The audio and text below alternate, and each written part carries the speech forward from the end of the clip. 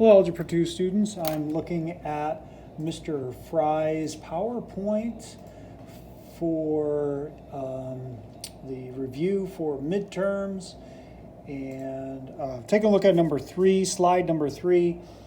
I'm going to be jumping around here because he's used slides from other classes that I've done. So let me take a look at this PowerPoint. I want to show you the PowerPoint also. He had you just solving this, so this is going to be order of operations. So I did the division first, I did the multiplication, I brought everything else down, and then I just work left to right. Remember, it's PEMDAS. Please excuse parentheses, exponents. You do first, then multiplication and division, and then addition and subtraction are last. That's the order of operations for you to do these problems. For slide number 4, you had this problem. And so working that one out, I did the multiplication, then I did the division, and I got that. Slide number 5, had you working on that one. Slide number 6 just asks what's the correct order of operations. And that's parentheses, exponents, multiplication and division, addition and subtraction. Okay. If you're just down to multiplication and division, you just work left to right. If you're just down to addition and subtraction, you just work left to right. 17 has you working out this problem. You can see I did my order of operations for the numerator and for the denominator, and I just continue. Do my order of operations, 49 divided by 7, I did that first. Ends up being negative 5/3 at the very end. Okay, sets of numbers and all that. So pi, it asks you what category does pi end up. Pi is actually pi is 3.14. 3.14 keeps going on forever and ever. It's irrational. Number 9 asks for all of the sets of numbers. So you have real numbers, you have rational, integers, whole, and natural, and then there's also irrational. Example is pi again. For number 10, negative 3 is what in the smallest category. That is an integer. Number 11, he asks about 0. 0 is a whole number in the smallest category. And then 12 lists largest to small. So largest group to the most, to the smallest group. I guess, I'm going smallest to largest actually here. Yeah, so go backwards. So all the real, rational, integers, whole, and then natural is going to be the smallest amount. So I guess I did that backwards. I'm doing mine largest. Yeah. Largest to smallest. I did mine smallest to largest. Okay. So about that confusion. 13. Simplify that expression, 8x minus 2. And I get 6x. Simplify this expression. You could pause this as needed. And I get 14. I'll just leave this right over here. 14 is completed there for you. 15 is right here. And then 15 is completed for you with all of the operations done in distributive property. And then number 16. And remember, you're going to only put together, the ones with the exponents can only go together. So, the same exponents, the same variable and the same exponents can only go together. So this negative 2 and this positive 3 ended up being just 1x cubed. The x squared and the x squared, this 8 minus 2, that's how I got my 6x squared, okay, and so on. 17, this problem right here. And then we simplified that expression. by using the distributive property and combining like terms. Number 18, we're asked to solve for x. X equals 3. My 19, this 19 is different. I gotta go to a different page. 19, this right here, is going to look like this.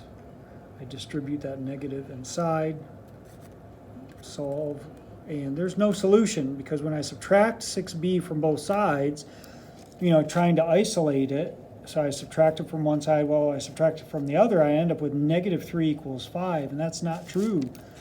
Negative 3 does not equal 5, so that's no solution. What are the three types of solutions an equation can have? One solution, no solution, and infinite solutions.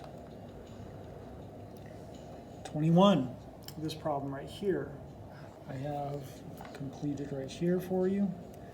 Distributive property, combining like terms, isolate the variable. 22's problem, this problem right here, is done right here with a distributive property and then combining like terms, isolating the variable. 28 asks you for all of the, 28, I jumped to 28. Let me go to 23 real quick. Sorry. 23 has this, this problem here for you, and what you're doing is you're basically just, for number 23, just figuring out what percent of 90 is 36. So when you divide both sides by 90, you get 0.4. You move the decimal 2 places to the right, that is 40%. So 36 is 40% of 90. For number 24, you have this problem right here. And so basically you're charged per mile $1.50 plus that $3 charge. And if this guy, Mr. Lewis, rode 30 miles, well, how far away does he live? Well, I just isolate the variable and I get 18 miles. I subtracted 3 from both sides and divided both sides by 150. 25. We had this problem in number 25, and it ends up being set up like this. We don't know how many cartridges there are going to be, and so in order to solve for that, I isolate the variable and it ends up being 12 cartridges. For 26, I have this guy buying socks and a t-shirt. And so how many socks? 8 socks at what price? If it was $18.50, and ends up that each pair of socks would be $1.50. What a deal on socks. 27.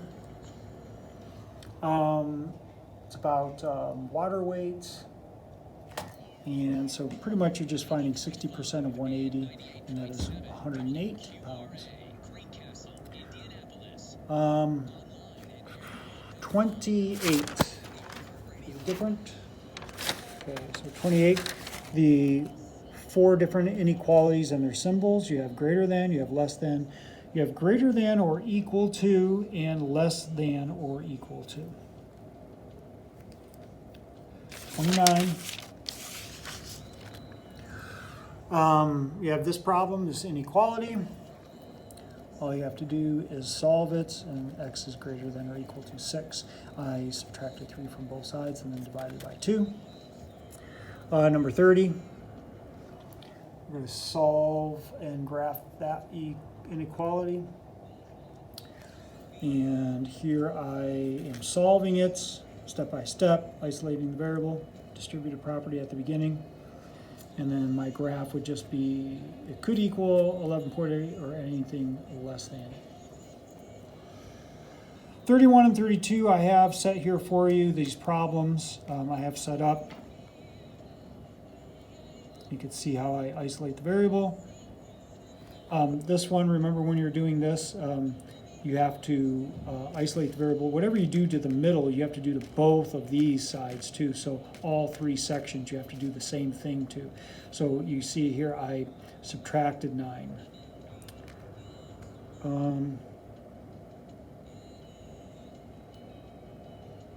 I did not subtract 9 there.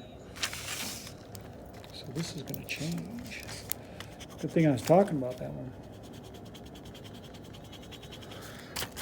So if I'm subtracting 9, I got 81.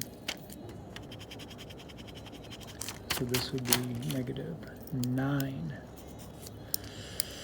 And so I would change this to negative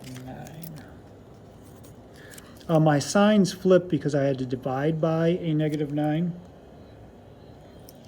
I had to divide by a negative 9, so 81 divided by a negative 9. Whenever you're dividing or multiplying by a negative in these, you flip the signs. So then your graph is going to look like that. Okay, hopefully this helps, and good luck.